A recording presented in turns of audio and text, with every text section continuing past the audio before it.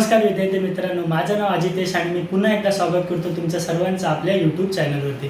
Friends, आज पुन्हा एकदा तुमच्यासाठी एक लेक्चर व्हिडिओ घेऊन आले. काल आपण सुरुवात केलेली इयत्ता 9वी maths 1 algebra division chapter number 1 सेट्सला आपण सुरुवात केलेली. काल एक आपला लेक्चर व्हिडिओ झालेला या चॅप्टरवरती. तर आपण काल काय शिकलो त्याचे एक छोटासा 1 मिनिटामध्ये रिव्हिजन करू. की कालच्या लेक्चर व्हिडिओमध्ये आपण इंट्रोडक्शन ऑफ सेट्स बघितलं आहे. सेट्सला ओळखायचा कसा, त्याच्यामधले एलिमेंट्स असतात त्यांना कोणत्या साईनने डिनोट करायचा, सेट्स लिहिण्याची पद्धत नेहमी आपण कर्ली ब्रॅकेटमध्ये लिहितो आणि सेट्सला सुरुवात करताना एक कोणत्या तरी व्हेरिएबल किंवा एक अल्फाबेट्सने त्याला डिनोट म्हणजे सुरुवात करायला लागते सेट लिहिण्यासाठी. अशा बारीक सारीक गोष्टी आपण कालच्या लेक्चर व्हिडिओमध्ये शिकलो. आता त्याच लेक्चर व्हिडिओचं एक ॲडव्हान्स स्टेप आपल्यासमोर आले, मेथड ऑफ रायटिंग सेट्स म्हणजे सेट्स लिहिण्याच्या पद्धती. मेथड काय आहे तर 2 पद्धती आहेत तुमच्या सिलेबसमध्ये.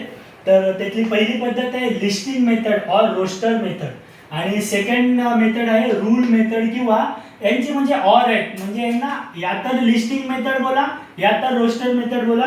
सेकंड आहे की rule method or set builder form. ठीक आहे, नावं विचित्र आहेत, वेगळी सगळे आहेत म्हणून टेन्शन घ्यायचं काय नाही. जेवढी नावं वेगळी तुम्हाला हार्ड वाटत आहेत तेवढेच हे लिहिण्याच्या पद्धती एकदम इझी आणि सोप्या आहेत. आपण 1 बाय 1 यांना क्लिअर करू. पहिली मेथड आहे listing method or roster method. Listing method एकदम म्हणजे इझिएस्ट मेथड आहे लिस्टिंग मेथड. रूल मेथड पण इझी आहे पण त्याच्यामध्ये थोडेसे कॉम्प्लिकेटेड आहे, ते आपण नंतरच्या याच्यामध्ये बघू. जेव्हा रूल मेथड आपण सॉल्व्ह करायला घेऊ तेव्हा आपण बघू. सर सगळ्यात पहिलं आहे listing method. Listing method or roster method. ह्याला रोस्टर मेथड का बोलतात हे मी तुम्हाला नंतर सांगेन. पहिला लिस्टिंग मेथड काय ते समजून घ्या. सिंपल मेथड आहे, याचा एकच नियम आहे की ह्या मेथडमध्ये सेट लिहिताना कोणताही तुम्हाला माहिती आहे सेट कशापासून तयार होतोय. वेगवेगळे एलिमेंट्स जेव्हा एकत्र येतात तेव्हा आपण तो सेट त्याला बोलतो. ठीक आहे, तर ह्या मेथडमध्ये लिस्टिंग मेथडमध्ये सेट लिहिताना कोणताही एलिमेंट हा डबल वेळा जरी आला असेल तरी त्याला सिंगल टाइमच लिहायचा. फॉर एक्झाम्पल मी तुम्हाला सांगतो, एक माझ्याकडे एक्झाम्पल आहे ॲपल, APPLE ॲपल हा एक माझ्याकडे वर्ड आहे जो या 5 लेटर पासून तयार झालाय. ठीक आहे, मग ह्याचे ॲपलचे एलिमेंट कोण, हा APPLE हे सर्व एलिमेंट्स आहेत त्याचे. मग या ॲपलला जर का मला लिस्टिंग मेथडमध्ये प्रेझेंट करायचं आहे तर मी काय करणार, सर्वात पहिला नियम आपला कोणताही सेट लिहिताना की एक कोणता तरी व्हेरिएबल किंवा अल्फाबेट घ्यायला लागतो, तो मी घेतला. सेकंड नियम कर्ली ब्रॅकेटमध्ये लिहायचा असतो सेट. लिस्टिंग मेथडमध्ये पण सेम आहे, कर्ली ब्रॅकेटच यूज करायचा आहे. कर्ली ब्रॅकेट लिहिला. आता बघा हे एलिमेंट्स आहेत हे आपल्याला 1 बाय 1 या कर्ली ब्रॅकेटच्या याच्यामध्ये लिहायचे. तर ए मी घेतला ए, त्यानंतर आता पी आहे, त्यानंतर मी पी घेतला. आता बघा पी डबल आहे पण मी इकडे सिंगलच घेणार. हाच नियम आहे लिस्टिंग मेथडचा. पी डबल आहे, टिबल असला, चौबल असला, 5 वेळा असला तरी पण मी हा सिंगलच घेतला असता. हाच नियम आहे लिस्टिंग मेथडचा. ठीक आहे, तर पी डबल आहे मी एकच घेतला. पीच्या नंतर कोणता लेटर आहे, एल आहे, एल घेतला आणि एलच्या नंतर ई आहे, ई घेतला. बस, दॅट्स इट, तुमचा लिस्टिंग मेथड कम्प्लीट. लिस्टिंग मेथडच्या पद्धतीने आपण हा सेट रिप्रेझेंट केला, एवढंच आहे. सेकंड अजून एक एक्झाम्पल घेतो मी. लिस्टिंग मेथड एकदम सोपी असते. अजून एक एक्झाम्पल घेतो. समजा माझ्याकडे कोणी प्रश्न विचारलाय की तुम्ही फर्स्ट 10 नॅचरल नंबर लिहा. फर्स्ट 10 नॅचरल नंबर्स आहेत ते लिहायचे आहेत मला. कोणत्या फॉर्ममध्ये, लिस्टिंग मेथडमध्ये. तर नॅचरल नंबर स्पेशली एन नी डिनोट केला जातो म्हणून मी जो माझा व्हेरिएबल आहे तो एन घेतो. N is equal to curly bracket start करतो मी. आता फर्स्ट 10 नॅचरल नंबर्स आहेत. नॅचरल नंबर्स आपल्याला माहिती आहे की 1 पासून सुरुवात होतात म्हणून मी इकडे सुरुवात 1 पासून करतो. 1 2 3 4 5 6 7 8 9 10. ठीक आहे, फर्स्ट 10 नॅचरल नंबर एन नी डिनोट केला. कर्ली ब्रॅकेटमध्ये नॅचरल नंबर 1 to 10 लिहिले आणि मी माझा कर्ली ब्रॅकेट क्लोज केला. हाच फॉर्म झाला सेट, काय बोलतात त्याला, लिस्टिंग मेथडचा. ठीक आहे, अजून एक मी एक्झाम्पल घेतो. समजा एक माझ्याकडे मी स्मॉलच घेतो. बुक नावाचा एक वर्ड आहे, ह्याला मला लिस्टिंग मेथड किंवा रोस्टर मेथडमध्ये प्रेझेंट करायचं. तर मी कसं करणार, बुकसाठी मी बी माझा अल्फाबेट घेतला किंवा व्हेरिएबल घेतला, कर्ली ब्रॅकेट स्टार्ट केला आता हे जे एलिमेंट्स आहेत ते मला ॲज इट इज लिहायचे आहेत. तर एलिमेंट्स काय आहेत, बी, त्याच्यानंतर ओ. आता ओ डबल आहे पण मी सिंगलच घेणार का, कारण की लिस्टिंग मेथडमध्ये जेवढाही एलिमेंट्स डबल टिबल किती वेळा येतो त्याला सिंगलच घेणार.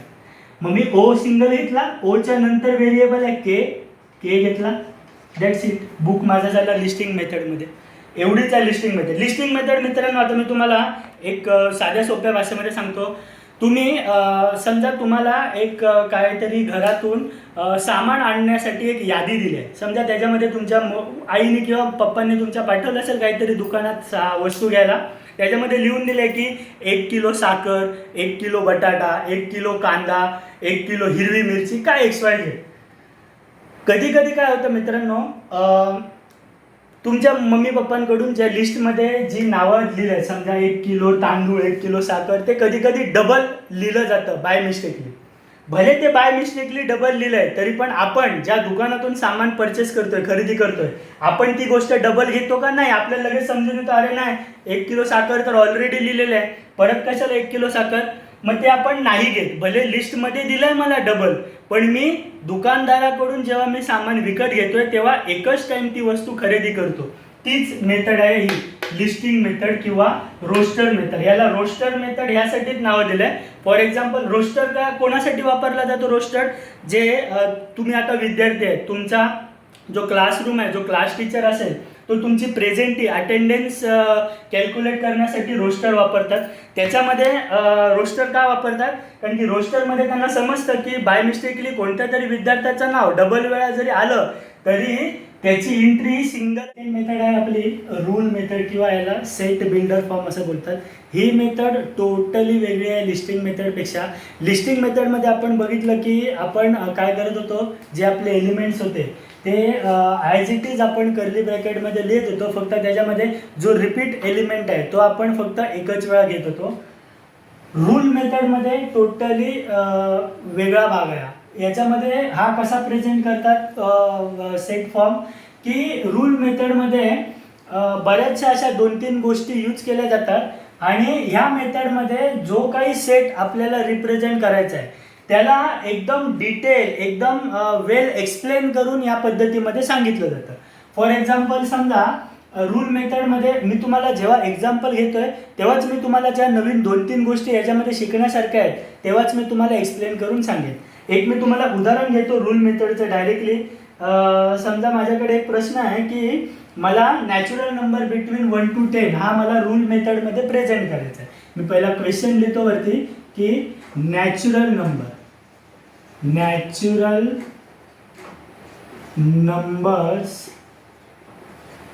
बिटवीन 1 to 10 म्हणजे 1 ते 10 मधले मला नॅचरल नंबर्स रूल मेथडने रिप्रेझेंट करायचे. आता असे तर कसं करणार, सेम मेथड आहे. कोणता तरी एक व्हेरिएबल किंवा एक अल्फाबेट घ्या. तर मला नॅचरल नंबर्स लिहायचे आहेत म्हणून मी n हा माझा व्हेरिएबल घेतो is equal to, again same method, curly ब्रॅकेटमध्येच कोणताही सेट लिहिला जातो. कर्ली ब्रॅकेटने मी स्टार्टिंग केली. आता याच्यामध्ये एक तुम्हाला व्हेरिएबल एक्स्ट्रा मानायला लागेल. जसं आपण गणिती भाषेमध्ये जे काही आपल्याला माहिती नसतं त्याला आपण एक्स मानतो. तुम्ही कोणताही व्हेरिएबल याला माना. मी तुम्हाला पहिला लिहून दाखवतो, मग याला वाचायचं कसं सांगतो आणि रूल मेथडचे प्रत्येक तुम्हाला उदाहरणं त्याच पद्धतीने सोडवायचे. फॉर एक्झाम्पल मला नॅचरल नंबर बिटवीन 1 to 10 लिहायचा आहे. तर n is a set of all x. Me x मानला माझा व्हेरिएबल, तुम्ही काही मानू शकता, ठीक आहे. सच दॅट, एक कॉलन याच्यामध्ये वापरला जातो, याला कॉलन पण बोलतात. सच दॅट याला वाचायचं आहे. X n is a set of all x, त्याच्यातला प्रत्येक x is a element of natural number. आणि हा जो नॅचरल नंबर आहे तो कसा आहे, 1 पासून सुरुवात आहे किंवा त्याच्यापेक्षा मोठा आहे ते कुठपर्यंत, 10 पर्यंत किंवा 10च्या बरोबर. ही पद्धत आहे रूल मेथड प्रेझेंट करण्याची. आता मी तुम्हाला सांगतो की हे कशा पद्धतीने मी लिहिलं. सगळ्यात पहिलं लक्षात घ्या, ही उभी लाईन आहे, याला वाचताना आपण काय वाचणार, या लाईनीला वाचताना सच दॅट. हे बारीक सारीक ज्या गोष्टी आहेत त्या लक्षात ठेवा. हेच मुलांना समजत नाही म्हणून हे त्यांना थोडंसं मेथड कठीण वाटते, पण एकदम इझिएस्ट मेथड आहे. कशी मी तुम्हाला सांगतो. आता नॅचरल नंबर बिटवीन 1 to 10. आता 1 to 10 मध्ये आता बघा 1 2 3 4 5 6 7 8 9 10. नॅचरल नंबर 1 to 10 एवढेच आहे, बरोबर आहे. हे 10 माझ्याकडे एलिमेंट्स आहेत. हे एलिमेंट्स काय आहेत माझ्याकडे, हे 1 ते 10 हे नॅचरल नंबर आहेत ना, नॅचरल नंबर आहेत. म्हणून एन ह्याला वाचताना कसं असायचं, N is a set of all x. मी ह्या सगळ्यांना एक्स मानला. ह्या मेथडचा नियम काय की जो काही तुम्हाला सेट दिलाय, जो काही तुम्हाला एक्सप्लेन करण्यासाठी ऑब्जेक्ट दिलाय, त्या सगळ्याला एक कोणता तरी व्हेरिएबल माना. तो मी मानला, ह्या एक्सचा हा अर्थ होता. N is a set of all X. All X म्हणजे काय, 1 to 10 मधले जेवढे नंबर आहेत ते एक्स मी मानले. सच दॅट ह्याच्यातला प्रत्येक एक्स हा माझ्यासाठी प्रत्येक एक्स आहे ना. 3 पण एक्स आहे, 4 पण एक्स आहे, 5 एव्हरी एलिमेंट माझ्यासाठी एक्स आहे. म्हणून मी याला बोलतानाच पहिला ऑल एक्स बोललोय. म्हणजे काय, N is a set of all X. जो काय माझ्याकडे 1 to 10 मला नॅचरल नंबर प्रेझेंट करायचे ते सगळे माझ्यासाठी एक्स आहेत.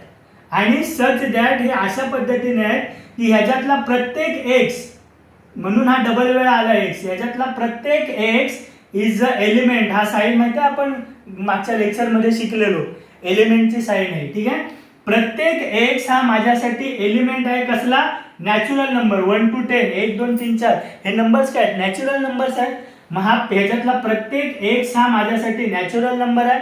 पहिली स्टेटमेंट झाली, स्वल्पविराम द्यायचा, इम्पॉर्टंट आहे. ठीक आहे, त्याच्यानंतर हे नॅचरल नंबर कुठून ते कुठपर्यंत आहेत. नंबर तर कधी एंडिंग नसते, तर नॅचरल नंबर्स कुठून ते कुठपर्यंत आहेत. तर हे नॅचरल नंबर माझ्याकडे आहे, प्रत्येक एक्स हा 1 किंवा त्यापेक्षा मोठा आणि 10 पर्यंतचे हे नॅचरल नंबर्स आहेत. हे मी ह्या साइन अपने डिनोट केले.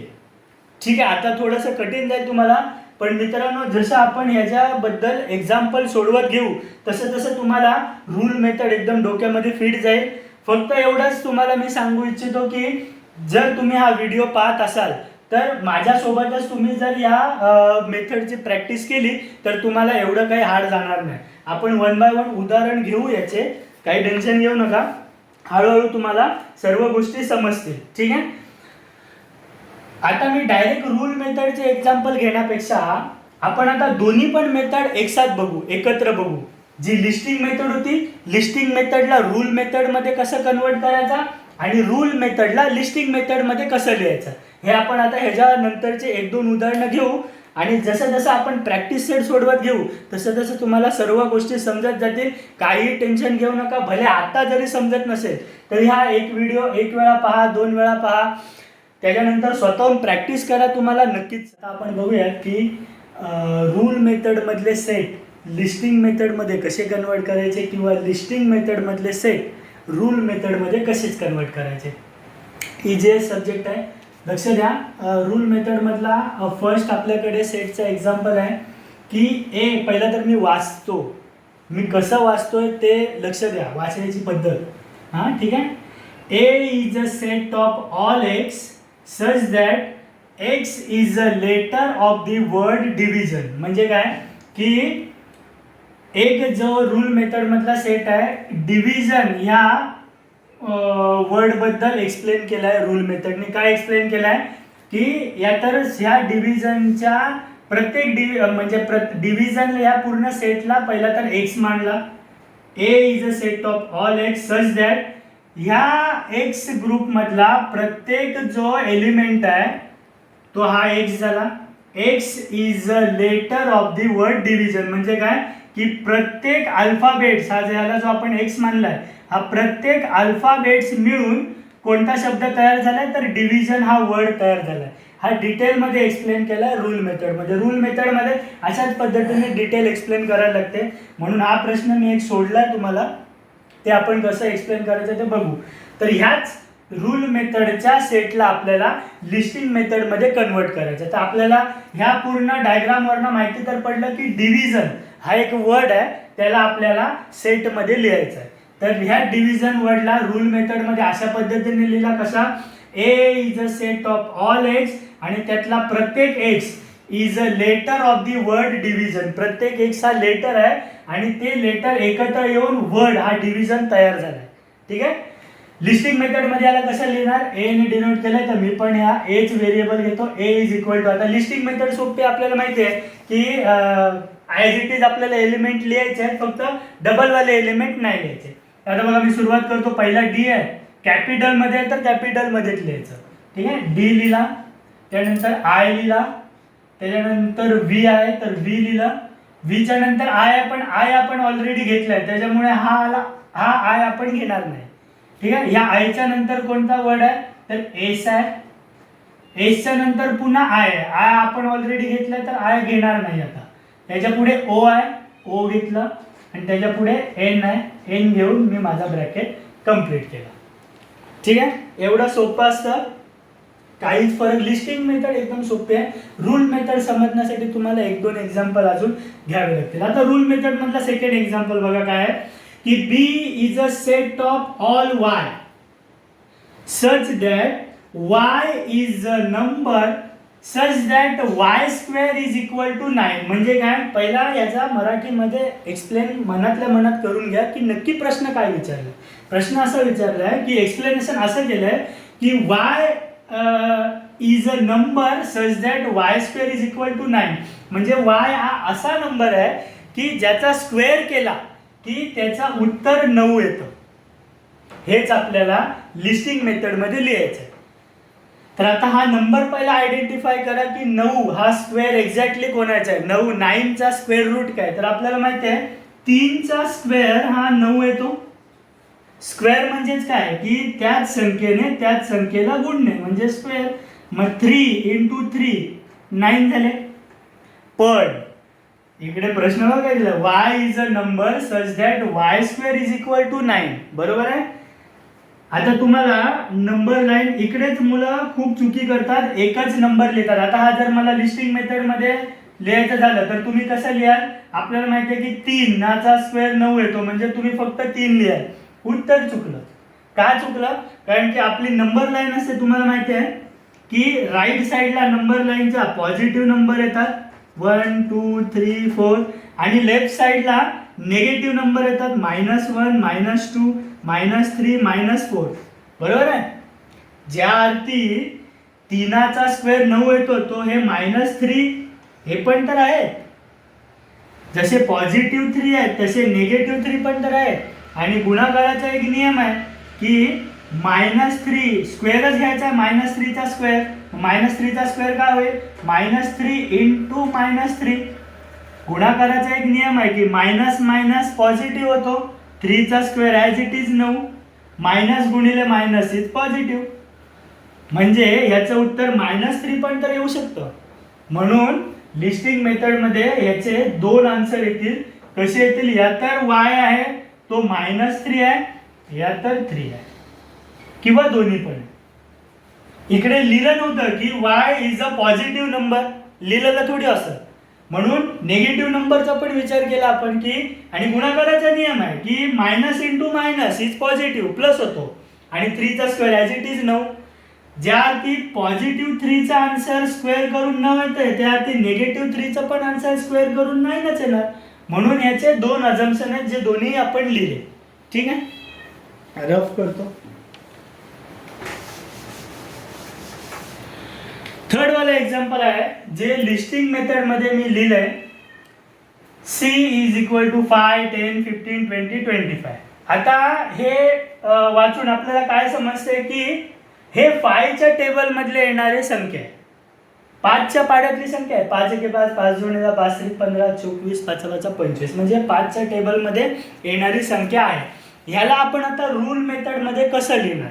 C व्हेरिएबल वापरले तर इकडे पण मी Cच व्हेरिएबल वापरेन. कर्ली ब्रॅकेट दोन्ही सेटचा नियम आहे, सेट लिहिताना कर्ली ब्रॅकेट मध्ये लिहायचा.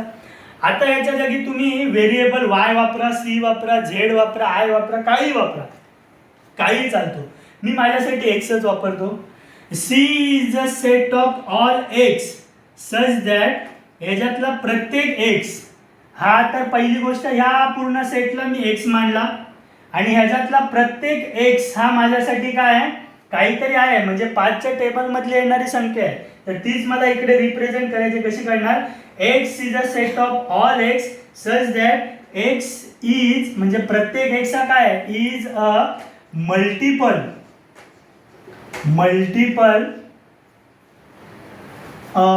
मल्टिपल ऑफ 5 म्हणजे 5च्या टेबल मधली संख्या आहे. मल्टिपल ऑफ 5 म्हणजे काय की 5च्या टेबल मधली 5च्या पाड्यातली संख्या आहे. आणि ती कशी संख्या आहे? अँड इज लेस दॅन कुठपर्यंत हा पूर्ण आहे का? 5चा टेबल 50 पर्यंत आहे का? नाही आहे, मधूनच ब्रेक झालाय, 25 पर्यंत आहे. तर 5च्या टेबल मध्ये 25च्या नंतर आता बघ 5 1 जा 5, 5 2 जा 10, 5 3 जा 15, 5 4 जा 20, 5 5 जा 25, 5 6 जा 30. बरोबर आहे?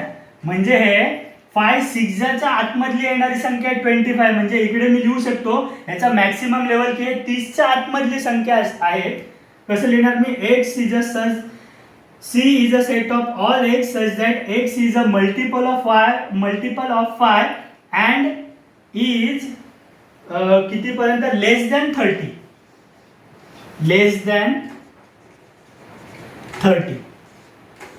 बरोबर आहे ना? 5च्या टेबल मधली तर आहे, पण कोणत्या संख्येपर्यंत आहे किंवा कोणत्या संख्येच्या आधी आहे? तर 5 6 जा 30 होतात. मग लेस दॅन 30 म्हणजे 30 यायच्या आतमधले ज्या संख्या आहेत तेवढ्या संख्या. आताच आपण बघितलं हे लिस्टिंग मेथड मध्ये आपण रूल मेथड मध्ये कन्वर्ट केलं. कसं कन्वर्ट केलं याला? C is a all set of x such that x is a multiple of 5. हे 5च्या टेबल मधल्या येणाऱ्या संख्या होत्या अँड लेस दॅन 30. आणि 5 5 जा 25, 5च्या टेबलमध्ये नेक्स्ट संख्या काय ते 5 6 जा 30. पण हे 6 जाच्या आधी येणारी संख्या म्हणून आपण डिटेलमध्ये लिहिलं. आज जर टेबल पूर्ण असता 50 पर्यंत तर काय लिहिण्याची गरज होती? इज अ मल्टिपल ऑफ 5 लिहून ब्रॅकेट कंप्लीट केला असं. आपल्याला माहिती आहे 5च्या टेबलला 50 पर्यंत असतो, पण हा मधूनच ब्रेकडाऊन झाल्या 25 पर्यंत आहे. म्हणून ह्याच्या नंतरची जी नेक्स्ट येणारी संख्या होती तिच्यापेक्षाही कमी आहे, लेस दॅन, म्हणून आपण ह्या 30चा यूज केला. 30 पेक्षा कमी आहे. आपल्याला माहिती आहे 5च्या टेबलमध्ये 5 6 जा 30 येतात, पण 30 नसून 5 5 जा 25 पर्यंतचाच हा सेट होता, म्हणून आपण त्याला रूल मेथडमध्ये असा रिप्रेझेंट केला. ठीक आहे? तर आता लिस्टिंग मेथड, रूल मेथड हे आपण डिटेलमध्ये बघितलं की काय आहे, कशा पद्धतीने असतं. आणि यापुढे आपण आता डायरेक्ट प्रॅक्टिस सेटला सुरुवात करू. नेक्स्ट लेक्चर माझा उद्या येईल, त्याच्यामध्ये आपण प्रॅक्टिस सेट 1.1 पूर्ण सोडवू. टेन्शन घेऊ नका. रूल मेथड जर समजली नसेल तर आपण प्रॅक्टिस सेटमध्ये चांगल्या पद्धतीने समजावू. उदाहरणं पण चांगली आहेत. तुम्ही स्वतःहून पहिल्यांदा ट्राय करा की तुम्हाला येत आहे का. नसेल येत तर टेन्शन घेऊ नका. आपण 1 by 1 प्रॅक्टिस सेट सोडवू, सॉल्व करू. त्याच्यामध्ये तुम्हाला लिस्टिंग मेथड तर क्लिअर झालीच असेल. रूल मेथड थोडासा डाऊट असेल तर तो प्रॅक्टिस सेट 1.1 जेव्हा सोडवायला सुरुवात करू तेव्हा तुमचे सगळे डाऊट क्लिअर होतील. आता हा लेक्चर व्हिडिओ आपण इथे स्टॉप करूया. उद्या पुन्हा एकदा लेक्चर घेऊन येऊ आणि 1.1 प्रॅक्टिस सेट हा कम्प्लिटली आपण सॉल्व करू. एकूण एक क्वेश्चन आपण सॉल्व करू. काहीच टेन्शन घेऊ नका. Have a nice day. Bye.